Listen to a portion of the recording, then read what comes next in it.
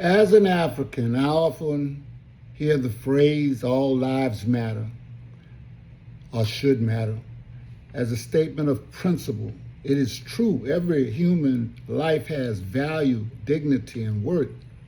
But I have seen with my own eyes people that look like human beings act like savages, and those people that act like savages want to call me a savage or racist or biased, when every day you undercut and you close us out of systems that we should normally be a part of. And what makes it really sad is that your roots probably come from us. But the truth is our foundation.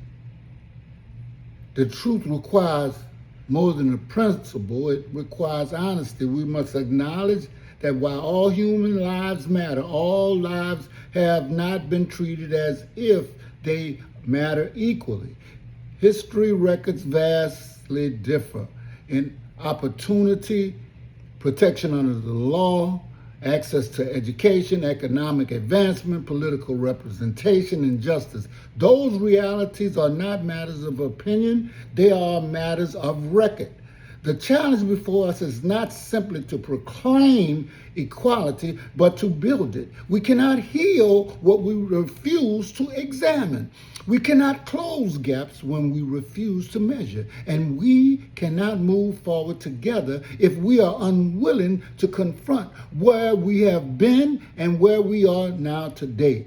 This is not about blame. It is about responsibility and accountability. It is not about dividing people into camps of victims and villains. It is about recognizing that a nation, like a person, grows stronger when it tells itself the truth. The truth is that we have economic, social, education, labor, political, and justice gaps that remain like a vast chasm. The truth is that some of those gaps were centuries in the making. And the truth is that they will not disappear simply because we wish them away. If all human lives matter, then our policies, institutions, and actions must reflect that belief. Now, not tomorrow, today, not someday, today, because justice delayed is opportunity denied. And it is a commitment to human dignity that means little unless it is matched by the courage to act upon it.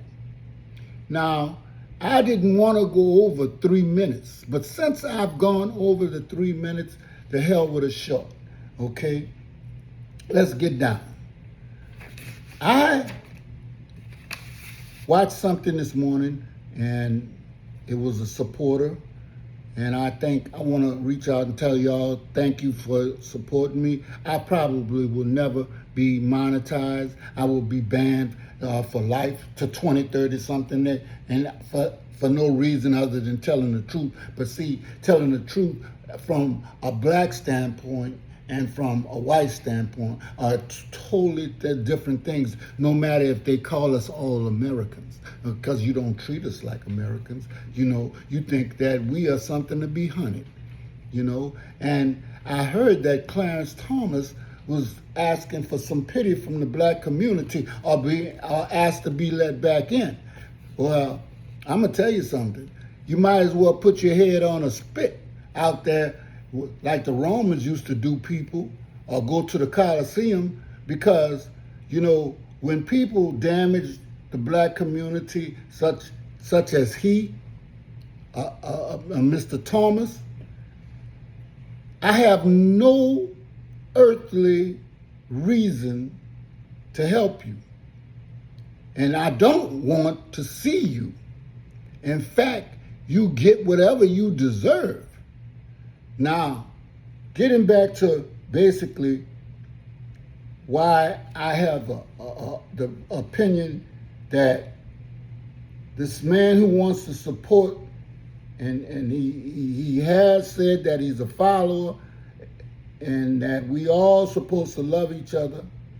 But first, let me love me.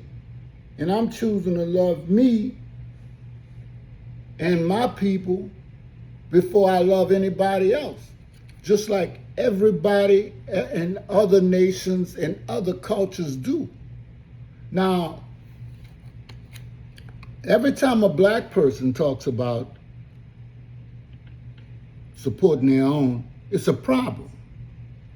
But see, we suffer in economics, education, entertainment, labor, land, law, politics, religion, sex, war, whatever you name, we have been put at the bottom of the barrel. So much so that we believe, some of us, that we belong there.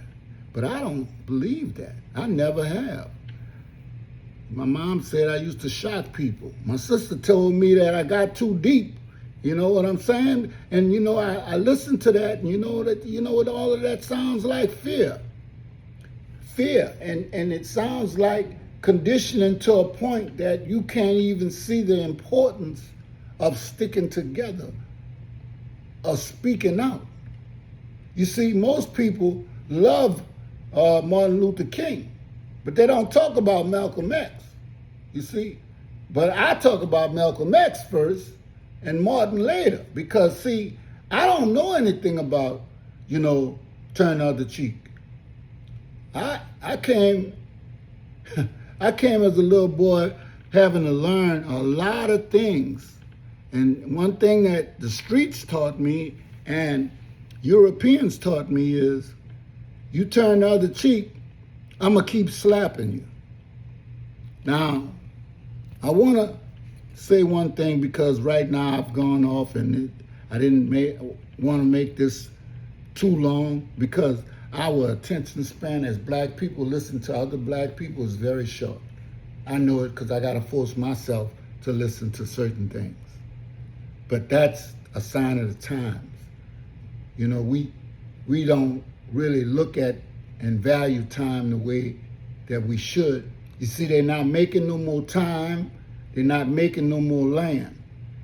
And we have to use our time and keep our land. Peace and love to you. But that does not mean you let anybody abuse you. And black folks, you need to stand up. I don't care if we outnumber 10-1. That foolishness of slapping and making you say things and do things that you shouldn't do should be over.